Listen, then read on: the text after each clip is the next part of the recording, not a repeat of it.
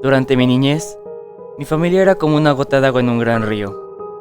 Nunca permanecíamos en un solo lugar por mucho tiempo. Nos mudamos a Rhode Island cuando tenía 8 años, y permanecimos ahí hasta que fui a la universidad en Colorado Springs. La mayoría de mis memorias son de cuando vivía en Rhode Island, pero hay fragmentos en mi mente de los muchos hogares en los que habité, cuando era mucho más joven.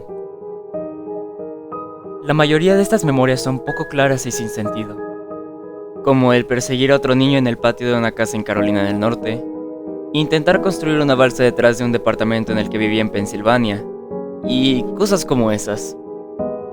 Pero hay un puñado de memorias que permanecen tan claras como el vidrio, como si hubieran ocurrido ayer. Vivíamos en una casa en las afueras de la bulliciosa ciudad de New Vineyard, en Maine. Era una casa grande, en especial para una familia de 3. Había una serie de cuartos que estaban totalmente desocupados, a los cuales no entré durante el tiempo en el que vivía en esa casa. Supongo que era un desperdicio de espacio, pero era lo único que pudo rentar mi papá, que quedaba cerca de su trabajo. Recuerdo que, en el día después de mi cumpleaños, tuve una fiebre tremenda. El doctor dijo que tenía mononucleosis, lo que, para mí, significaba más fiebre, y no poder salir a jugar por lo menos 3 semanas. Era un momento terrible para estar atado a la cama. Estábamos empacando para mudarnos a Pensilvania, y la mayoría de mis cosas ya estaban dentro de cajas, dejando mi cuarto casi vacío.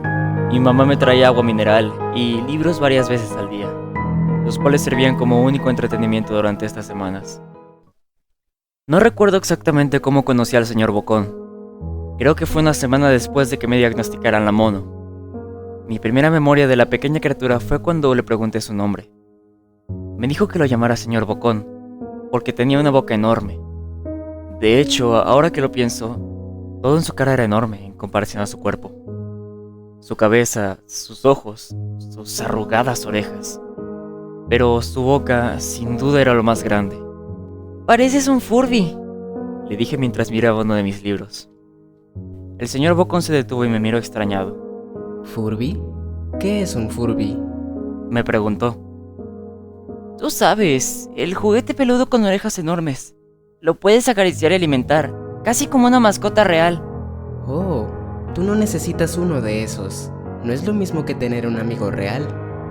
Recuerdo que el señor Bocón se desaparecía cada vez que mi mamá iba a mi cuarto a revisarme.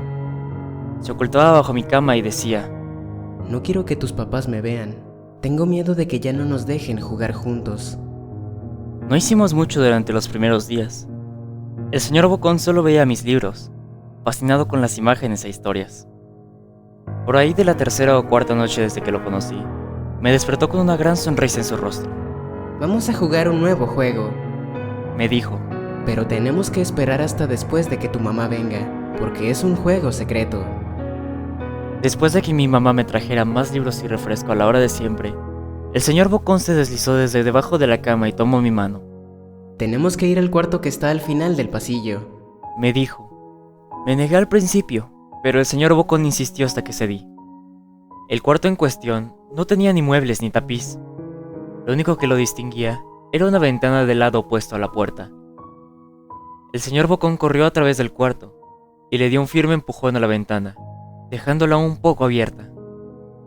Entonces, él me insistió que mirara hacia el piso de afuera. Aunque estábamos en el 2º piso de la casa, la caída era más alta debido a que estábamos en una colina. Me gusta jugar a fingir aquí. Me explicó el señor Bocón. Finjo que hay un suave y enorme trampolín allá abajo, y brinco. Si lo crees con todas tus fuerzas, vas a ver que rebotas hasta acá arriba, como una pelota. Quiero que lo intentes. «Es muy alto», le dije. Pero eso es lo divertido. No sería tan divertido si fuera una caída corta.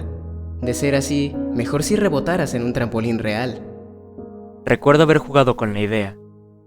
Dejarme caer en el fresco aire y rebotar en algo que mis ojos no podían ver. Pero lo realista en mí prevaleció. «Quizás en otra ocasión. No sé si tenga tanta imaginación.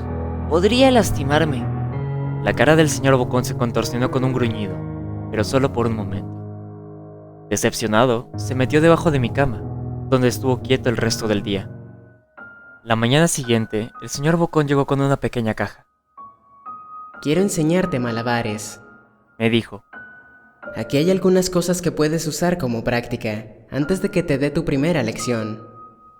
Miré la caja. Estaba llena de cuchillos.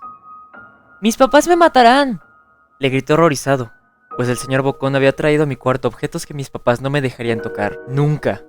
El señor Bocón gruñó. Es divertido jugar con esto. Quiero que lo intentes. Alejé la caja de mí. No puedo, me regañarán. Los cuchillos no son seguros para aventarse. Las cejas del señor Bocón se fruncieron, molesto. Tomó la caja con los cuchillos y se escondió debajo de la cama. Otra vez, durante todo el día. Me empezaba a preguntar qué tan seguido se la pasaba debajo de mí. Desde entonces empecé a tener problemas para dormir. El señor Bocón me despertaba en la noche diciéndome que había puesto un trampolín real debajo de la ventana, uno enorme que no podía ver en la oscuridad. Siempre me negué y trataba de volver a dormir, pero el señor Bocón persistía. Algunas veces se quedaba a mi lado hasta el amanecer, animándome a saltar. Ya no era tan divertido jugar con él. Una mañana, mi mamá fue hacia mi cuarto y me dijo que tenía permiso de ir a caminar afuera. Pensaba que el aire fresco sería bueno para mí, especialmente después de estar confinado a mi cuarto por tanto tiempo. Con emoción, corrí hacia el patio, esperando a poder sentir el sol en mi cara.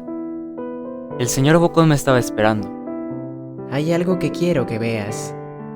Debí darle una mirada fea, porque entonces me dijo: Es seguro. No pasa nada, te lo prometo.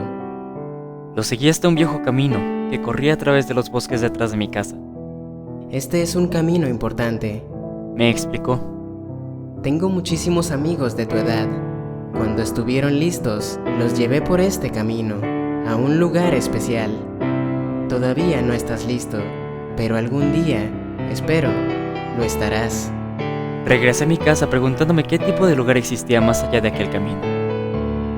Aproximadamente 2 semanas después de conocer al señor Bocón, empacaron la última carga de cajas en el camión de mudanzas. Me fui adelante con mi papá, en un largo recorrido hacia Pensilvania. Había considerado en decirle al señor Bocón que me iba, pero aún teniendo 5 años, sospechaba mucho de las intenciones de la criatura, a pesar de lo que me decía. Fue por esta razón que decidí no mencionar nada de mi mudanza. Eran las 4 a.m. cuando mi papá y yo estábamos en el camión. Mi papá esperaba llegar a Pensilvania para la hora de la comida al día siguiente, con ayuda de una larga dotación de café y bebidas energéticas. Recuerdo que se parecía más a un tipo que estaba a punto de correr un maratón, que a un tipo que se la pasaría sentado por un par de días. Muy temprano para ti, ¿verdad?, afirmé con la cabeza, mientras la ponía en la ventana, esperando dormir un poco antes de que saliera el sol. Sentí la mano de mi papá en mi hombro. Esta será la última mudanza, lo prometo. Sé que es difícil para ti, especialmente estando con esta enfermedad. Una vez obtenga mi promoción, podremos quedarnos en un solo lugar, y entonces podrás hacer amigos. Cuando el camión comenzó a moverse, vi la silueta del señor Bocón en la ventana de mi cuarto, parado, inmóvil. Se despidió lastimosamente con su mano. Yo no me despedí. Años después, regresé a New Vineyard. El terreno donde se encontraba mi casa estaba vacío, a excepción de los cimientos. Resulta que la casa se quemó algunos años después de que yo y mi familia nos fuimos. Por curiosidad, busqué el camino que el señor Bocón me enseñó, y al encontrarlo, decidí seguirlo. Una parte de mí esperaba que el señor Bocón saltara sobre mí de repente, y me espantara dándome un infarto.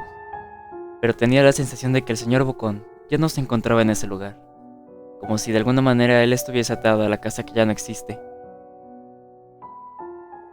El camino llevaba a uno de los cementerios de New Vineyard. Al ver muchas de las tumbas, pude darme cuenta que la mayoría pertenecían a niños no mayores de 9 años.